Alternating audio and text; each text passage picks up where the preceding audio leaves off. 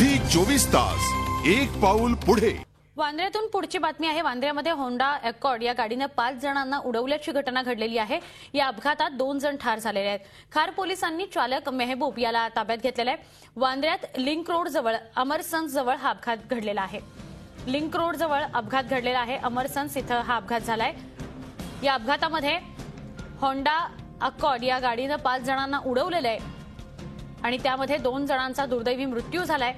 खार पोलिसांनी या गाडीचा जो चालक आहे ज्याचं नाव मेहबूब आहे त्याला ताब्यात घेतलेला आहे। पुढील तपास जो आहे तो केला जातोय। नेमका कशामुळे हा अपघात घडला, कोण कोण या गाडीमध्ये होतं, हे सगळं या चालकाकडून सुद्धा माहिती करून घेतलं जाईल। वो गाड़ी स्पीड में आ रही थी, इस 3 व्हीलर वाले को उड़ाया, 3 व्हीलर वाले को उड़ाया, फिर इसको लगाया, फिर उसने रिवर्स मारा, फिर वो गाड़ी को ठोका, फिर बाइक वाले को ठोका। जगह पे दोनों खत्म हो गए, यानी बाइक वाला और ये 3 व्हीलर वाला। आमचे प्रतिनिधी अजित मांढरे दूरध्वनीवरून आपल्या संपर्कात आहेत। अजित, प्रत्येक महिन्यात एखादी अशी घटना ऐकू येते आहे, दुर्दैवी घटना आहे ही। काय या वांद्र्यामध्ये हा जो अपघात घडलेला आहे त्याविषयी काय सांगता येईल?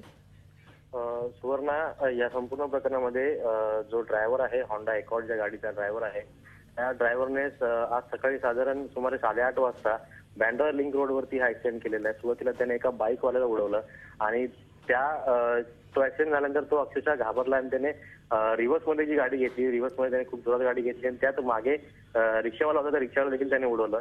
या घटनेमध्ये रिक्षावाला आणि बाईकवाला हे दोघेही मृत पावलेले आहेत। त्यानंतर हा ड्रायव्हर पळून जाण्याच्या चक्करमध्ये होता, पण त्याचा ऍक्सिडेंट झाल्यानंतर त्या भागात थोडं ट्रॅफिक जमा झालं आणि त्यातच त्याची गाडी अडकली आणि स्थानिक लोकांनी त्याला पकडून पोलिसांच्या हाती दिलेला आहे।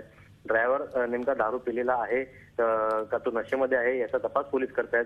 खार पोलिसांमध्ये ही सगळी घटना दाखल झालेली आहे आणि पोलीस या संपूर्ण घटनेचा अधिक तपास करत आहेत। नक्की, धन्यवाद ही माहिती दिल्याबद्दल अजित।